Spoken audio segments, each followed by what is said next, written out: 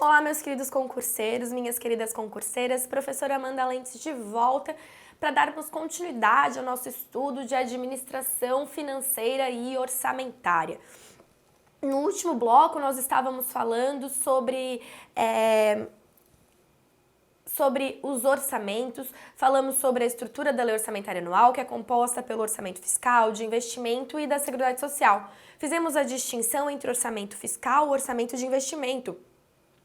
Falamos que o orçamento de fiscal e de investimento vão ter lá determinadas estatais, que são as estatais dependentes ou estatais independentes. As estatais dependentes figuram no orçamento fiscal e as estatais independentes figuram no orçamento de investimento. A estatal dependente possui o plus, o poder público repassa recurso para o pagamento de despesas de pessoal, custeio geral ou de capital, mas ambas são entidades controladas, ou seja, o poder público detém a maioria do capital social com direito a voto. Nesse bloco, nós vamos falar sobre o orçamento da Seguridade Social, algumas características e quais as entidades que vão figurar nesse orçamento. Então, vamos para a tela. O orçamento da Seguridade Social está no inciso 3. Olha lá. O orçamento da Seguridade Social, abrangendo todas as entidades e órgãos a ela vinculados da administração direta ou indireta, bem como os fundos e fundações instituídos e mantidos pelo poder público. Bom, então quais são as entidades da administração direta e indireta que estão vinculadas ao orçamento da Seguridade Social? Bom, aquelas vinculadas à Seguridade Social. Vem para mim. Mas o que é a Seguridade Social? Como é que eu vou saber o que é Seguridade? Ah, professora, você faz saúde, educação, assistência social, previdência, tudo isso aí é Seguridade Social. Ei, negativo. Muito cuidado, porque é isso que o examinador quer que você responda. Mas não, cuidado, a Seguridade Social não é o que você acabou de falar, o que eu acabei de falar, na verdade, que você pensou, eu acredito. Para a gente ter a resposta do que de fato é a Seguridade Social, vamos para a tela. Antes eu quero falar, percebam que o orçamento da Seguridade Social, ele traz praticamente as mesmas características do orçamento fiscal, não é mesmo? É idêntico. A única coisa que muda é que necessariamente vai fazer parte da Seguridade Social. As entidades que estão vinculadas à Seguridade Social e têm lá aquelas características que nós falamos do orçamento fiscal, vão figurar no orçamento da Seguridade Social. E para a gente saber o que é Seguridade Social, eu vou trazer o dispositivo constitucional que diz o que é Seguridade. Para a tela, artigo 194. A Seguridade Social compreende um conjunto integrado de ações de iniciativa dos poderes públicos e da sociedade destinadas a assegurar os direitos relativos à saúde, previdência e assistência social. Necessariamente cuidado, portanto, educação, como foi o que eu falei, não está inserido na Seguridade Social. É apenas saúde, previdência e assistência social. E aí, vem pra mim. Sempre quando eu falo em Seguridade Social, eu gosto de falar que é SPA, Saúde, Previdência e Assistência Social. Quando você falar em Seguridade Social, você vai lembrar do vovô e da vovó no SPA, que é Saúde, Previdência e Assistência Social. Você vai imediatamente procurar a palavra SPA. Saúde, Previdência e Assistência Social, certo? Então, para a tela. Quando a gente falar sobre orçamento fiscal e orçamento da Seguridade Social, eu peço muita atenção. Porque assim, no caso do orçamento fiscal e da Seguridade Social, a gente precisa excluir necessariamente duas circunstâncias que podem fazer você se confundir. Lá no orçamento fiscal e da Seguridade Social, ambos falam em fundos, administração direta e indireta. Ocorre que, quando nós falamos da administração indireta, eu lembro das autarquias, da forma constituída em autarquias. E cuidado, os conselhos de fiscalização de profissão, como vocês podem ver, eles estão sob a forma de autarquia.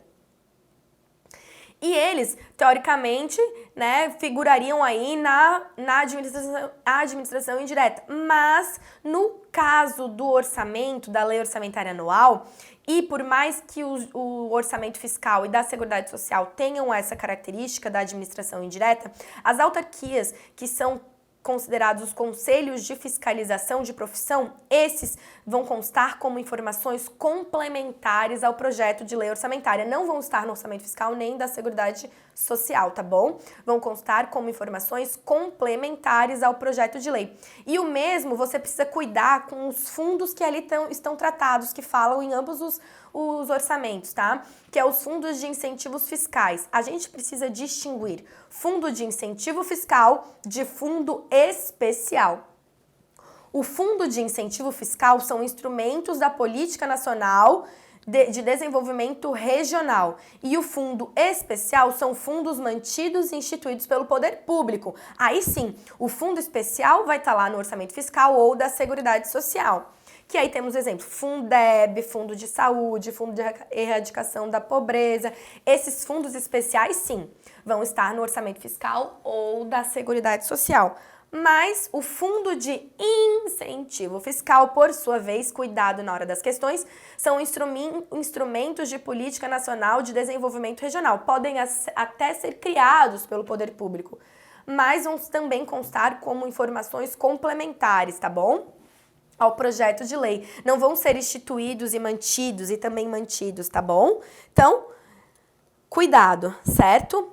Quando a gente falar nos fundos de incentivos fiscais, bem como os conselhos de fiscalização de profissão, esses não vão constar nem no orçamento fiscal, nem no orçamento da Seguridade Social, ok? Dando continuidade ao nosso estudo, eu vou trazer aqui algumas informaçõezinhas ainda sobre a Lei Orçamentária Anual e a Constituição Federal. Para a tela. Artigo 165. Leis de iniciativa do Poder Executivo estabelecerão, no parágrafo 7, fala o seguinte: os orçamentos previstos no parágrafo 5º, incisos 1 e 2, que são o orçamento fiscal e de investimento, compatibilizados com o PPA, terão entre suas funções a de reduzir as desigualdades interregionais, segundo o critério populacional.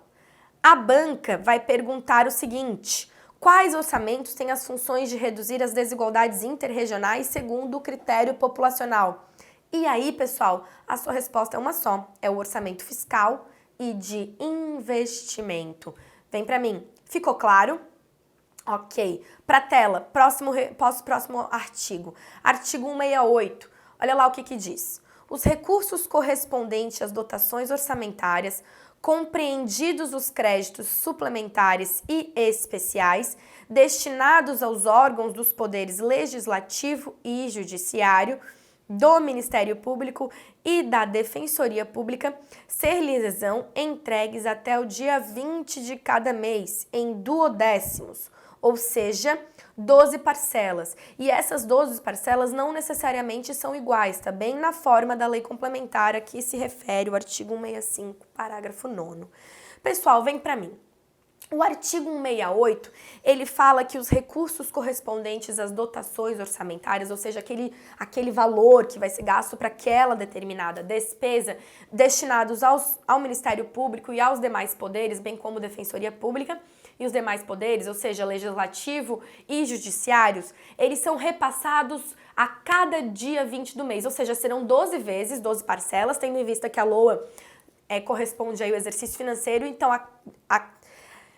a cada dia 20 de todo mês ele vai receber o recurso de acordo com as necessidades. Pessoal, isso, o artigo 168 já está trazendo algumas características da execução do orçamento.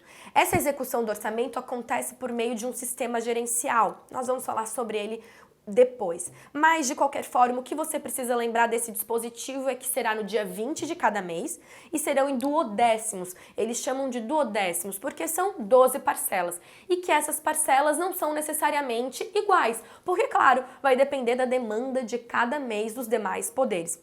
O que acontece é que quem arrecada é o Poder Executivo e deverá repassar para os demais poderes. E aqui eu já vou trazer uma outra informação. Os demais poderes, cada um deles, são responsáveis por criar o seu próprio orçamento. Mas percebam que a iniciativa é do Executivo. é do chefe do Poder Executivo. O que eles fazem é uma proposta parcial. E isso acontece justamente para fazer valer o dispositivo que diz que os poderes têm a sua autonomia, né? Autonomia administrativa, financeira e orçamentária, bem como MP. Então, esse dispositivo essa característica deles criarem o seu orçamento é justamente para essa autonomia existir. E só que acontece que é uma proposta parcial. Quem vai consolidar, de acordo com os limites da arrecadação propriamente, é o Poder Executivo, que faz o projeto consolidado. Mas isso também eu vou trazer mais informações posteriormente. O que você precisa saber é que quem faz os seus orçamentos são eles, e a cada dia 20 de todos os meses eles vão lá receber os recursos que o Poder Executivo arrecadou, certo? Mais uma informação sobre a Lei Orçamentária Anual, ok? Para tela, olha lá, artigo 169. A despesa com pessoal ativo e inativo da União, dos Estados, do Distrito Federal e dos municípios não poderá exceder os limites estabelecidos em lei complementar. Essa lei complementar que fala sobre esses limites relativos aos gastos com o pessoal nada mais é do que a LRF, tá, pessoal? A Lei de Responsabilidade Fiscal. Mas vem pra mim. Pessoal, bem verdade que a LRF ela traz esses limites relacionados aos gastos com ativos e inativos, os gastos com pessoal da União, dos estados, do município e do Distrito Federal. Isso é verdade, mas muito cuidado, porque a Lei de Responsabilidade Fiscal não é a única que dispõe sobre limites com gastos de pessoal.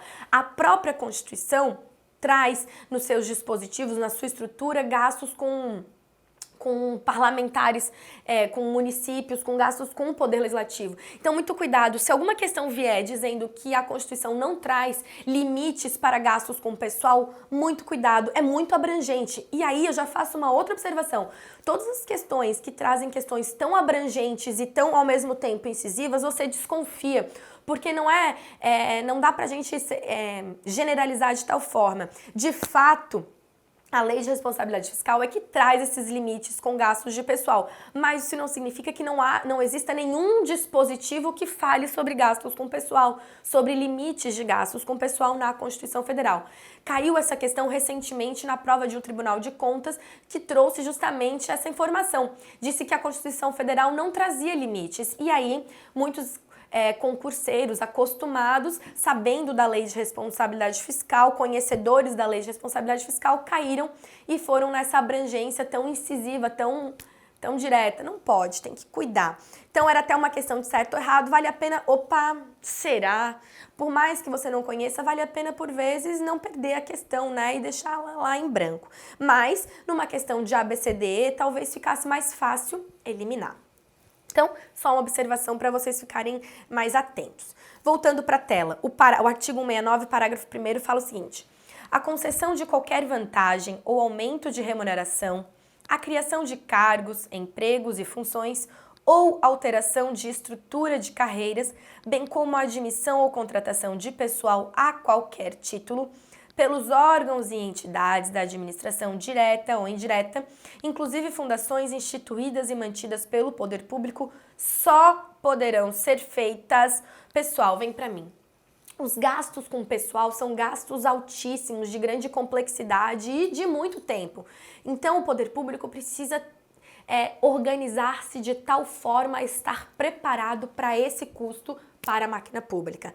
Portanto, a Constituição fez questão de trazer requisitos. Esses requisitos estão previstos neste artigo que a gente acabou de olhar. Artigo 69, parágrafo 1º, incisos 1 e 2. E o que vão dizer, então, o que necessita o poder público ter para que possam ter gastos relacionados a pessoal, ou seja, aumentar a remuneração, contratação, enfim, tudo o que está relacionado a pessoal para a tela. Precisa ter prévia dotação orçamentária, ou seja, precisa estar o recurso lá previsto, suficiente para atender as projeções de despesas de pessoal e os seus acréscimos decorrentes, bem como precisa ter uma autorização específica na LDO.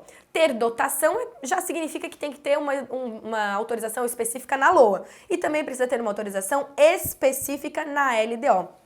E aí, nesse caso, exclui os casos de empresas públicas e sociedades de economia mista.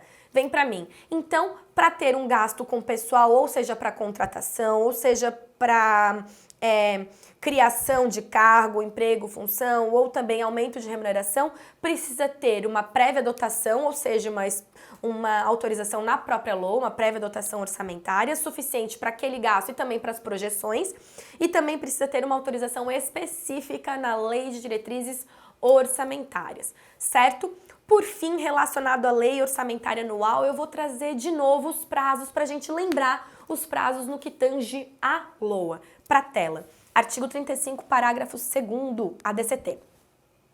Até a entrada em vigor da lei complementar que se refere ao artigo 165, parágrafos 9º, 1 e 2, ou seja, são a vigência, a estrutura das leis orçamentárias, é o que está lá no parágrafo 9º, tá? Inciso 3 do parágrafo 2º do artigo 35. O projeto de lei orçamentária da União será encaminhado até 4 meses antes do encerramento do exercício financeiro e devolvido para a sanção até o encerramento da sessão legislativa.